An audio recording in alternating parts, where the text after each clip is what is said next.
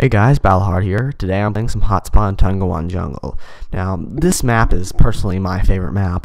It just has a really good layout. It's got nice scenery. It's really beautiful. Placement of like buildings and trees and little dump truck thingies are really nice. I really like it. And then the objectives are placed really nicely. They're not like in super impossible to take choke points. And I really like the maps overall, and it just seems to play really well. I rarely have bad games to this map. Now, aside from the crappy spawn that you'll see in a second, I did do fairly well this match. I didn't get any of the objective armings off. This was probably only like my 20th game. I'd only played about an hour and a half in the game, so I was still bad at it. I hadn't perfected my aim yet, so don't make fun of me. I'm still learning. Now my aim, I'm recording this actually about like 3 days later. My aim is really good now, and I'm actually a decent player now, and hopefully I'll become really good by the end of the month, I'd say. Now, you just saw that's why I had the worst spawn ever. I get shot at, I back up, I get blown up by a grenade. I guess someone cooked the grenade or something because it blew up right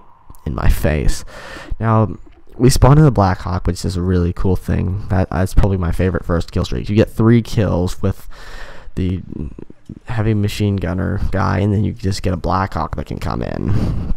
I understand why they put it on the machine gunner, because it's really hard to get kills with that. Honestly, I couldn't get any kills for the life of me with the heavy gunner class, or with the sniper for that matter. Now, it says you can run around the map and go anywhere after you've blown up an objective, and it shows you the potential target areas. If more than one guy is on a target, I think the game auto filters it out to where that will not be the next objective. It tries to make it so that you can't just camp next to a random objective and have that be the one that actually gets chosen. Then you just win the game in about 2 minutes. Now, we took this objective really easy. I don't know where the defenders were. I don't even think there were defenders. But the next one was not so easy to take. It actually took the longest to take of the objectives. And the reason because of that was we were only coming from one direction. So I'll talk a little bit more about that later when we get there. Okay, so for the attackers, don't run demolitions, don't run sniper, and don't run the heavy gunner. It's not going to do you any good to run those classes. Maybe the demolitions if you're on a really tight map, but otherwise no. Don't run any of the defensive classes. Run a ton of point man assaulters, and I'd say maybe like 4 guys on Spec Ops, because they just have the best class ability, I think. Now, I've gotten killed a few times. Like I said, I was really bad when I recorded this, but I was just trying to get some footage for you guys, and haven't gotten any footage since. So, I mean, I'm really not this bad at the game anymore. This was recorded like 2 hours into my first game play through of it. And so we spawned, and then we're sitting on top of this target again, pretty much half our team, and of course it's not going to make it this objective. And then we find out right about here that it's all the way on the other side of the map, and this is what I'm talking about. We all come from the same direction, and we get repelled back. And they also, what they did was the defenders pushed their defensive line out. They didn't have it next to the objective. They had it out away from the objective, probably about 20 meters out from the objective. The farther away it is, because this game is completely about choke points.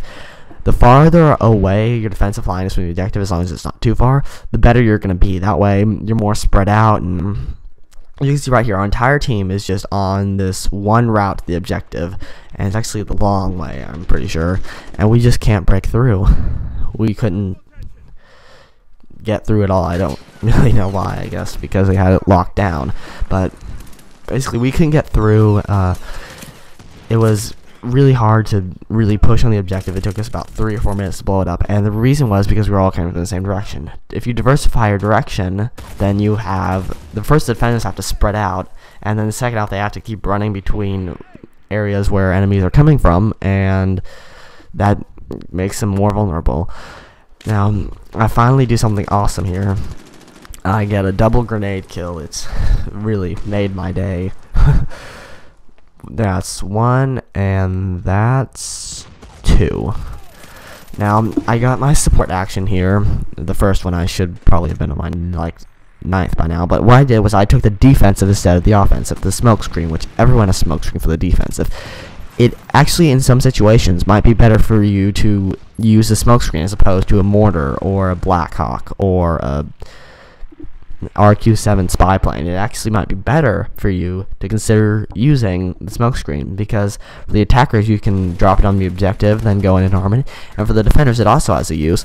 Since everything in this game is a choke point, you can pop it on choke point, and I guarantee you no one will on the attacking team will try to come through that choke point because it's covered in smoke. No one wants to go through 20 meters of choke point covered in smoke. They'll just be afraid they'll get shot in the face. So that could be a good way to lock down the objective or buy you some good time.